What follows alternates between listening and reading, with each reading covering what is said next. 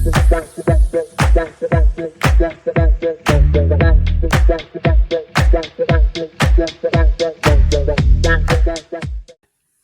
this is Mr. File, and I know you're so excited about diagramming sentences. We're going to learn something new about diagramming sentences today. First of all, we're going to learn about conjunctions, and second, we're going to learn about indirect objects. You know how to do both of these things as far as using them in a sentence, but I haven't shown you yet how to diagram them. So that's what we're going to do.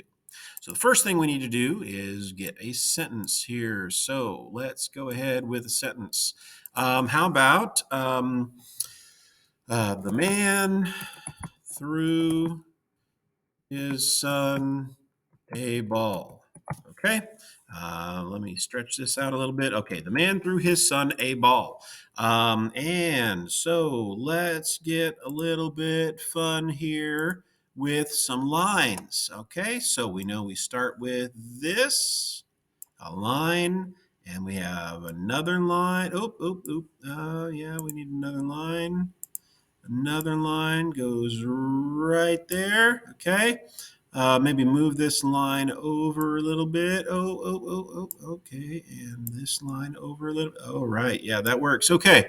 So now we want to, we'll go ahead and put man here. Man. Okay, and what did he do? I spelled it wrong. Looky here. See, teachers make mistakes too. Threw.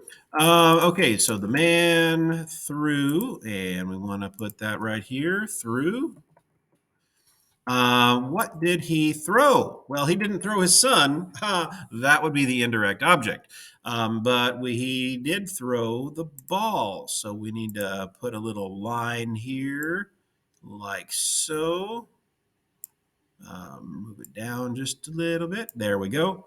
And we want to say he threw a ball. Okay. All right. So now we've got the main structure of the sentence. And we already know what we need to do here. We need to put a little thing right there for the, and we need to put another slanted line here for a, and we want to put, see that pretty much the man threw the ball. And we've got his son. So let's go ahead and put uh, the right here, and let's see if we can't turn it. Let me turn it here.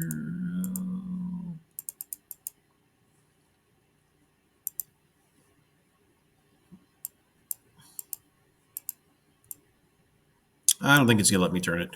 Anyway, okay, so we want another text box here. We got an A. Oh, text box. A ball, okay? And okay, so here's what we do with the indirect object. Well, if we were going to say the man threw a ball to his son, we would put another preposition. We would put a prepositional phrase, which I already taught you how to do. Well, the man threw his son a ball is kind of the same as saying the man threw a ball to his son. So it's kind of like a prepositional phrase, except it doesn't have the preposition. So what we're going to do, we're gonna draw it just like we do a prepositional phrase. Okay, draw it just like we do a prepositional phrase, like so. And once we get the drawing here, we're going to put son on the line, son. Okay, and we're going to put his. Oops. We're going to put his here. Scoot that over a little bit. Okay, his is going to go right here. Okay. And I don't have the ability to make that sideways, or maybe I do, but I don't really know how to do it. So it's going to see right here. So basically, it looks exactly like a prepositional phrase, except it doesn't have the preposition. It does not have a preposition because there is none. But we diagram it exactly the same. It looks exactly the same as with a prepositional phrase. Okay. All right. John and Bill played baseball. Okay. So we've got John and Bill played baseball. Now, we've got something a little bit different here because we have two subjects. John and Bill are both the subjects. And how do we deal with this and here? This is what we're going to do. So instead of our uh, thing looking like that, we're going to have it slightly different here. So when we have an and, what we need to do is, okay. All right, and we got another one here. Okay, since we have two, we need to structure it like this. Okay.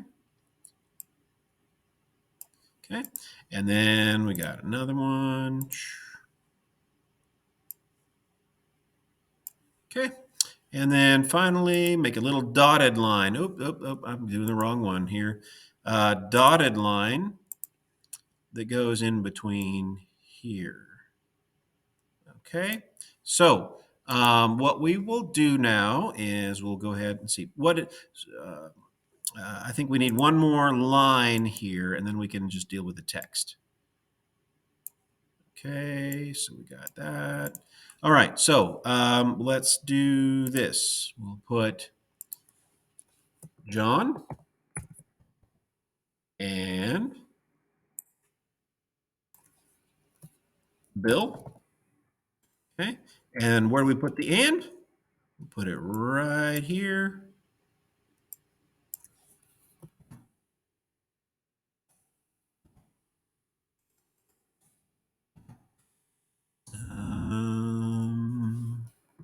There we go. John and Bill. What did they do? They played. And what did they play? They played baseball. Okay, that's it. That's all we have to do in order to have a compound subject. But, sometimes we have conjunctions in other places. So let's try another one. I ate a pizza and wings. Okay, so what do we do here? Well, let me move this over just a little bit. There we go. And let's put I. And then we put our verb here. Ate. Okay, and what did we eat? Well, we have a compound direct object. So this is what we're going to do here. We make our line like we always do for a direct object. Okay, we got it above the line here. Okay, and then we're going to do the same thing we did on the other side. So we have a line here, and we have another line here, and we're going to put another line here, and another line here, and we want a dotted line right there. So then we're going to put our words here, pizza, and we put wings, and we'll put another conjunction here, and Move this over just a little bit. And, okay, so that's how we would diagram this one. We have a compound direct object, okay? Same thing with the verb. Now let's try that. Let's change this. And we're just going to say, I ate and drank. Okay, I ate and drank. We've got a nice full sentence there. So instead of having our direct object there, we don't need it. So we're going to go like this. I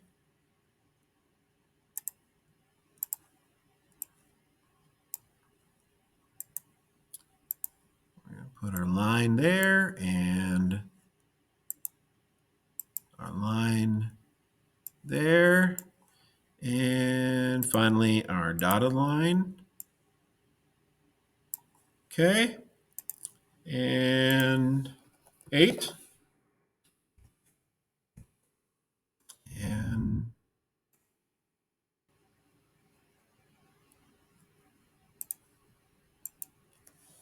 drank. And put and. Okay. So that's all we need there. And I told you we were going to do indirect objects and conjunctions, and I've shown you how to do each of those. There's definitely more that we have to learn, but this is probably good for now, and maybe the next time I'll show you something else that you will just ooh and ah over because you're so amazed at how diagramming sentences helps you to understand the English language.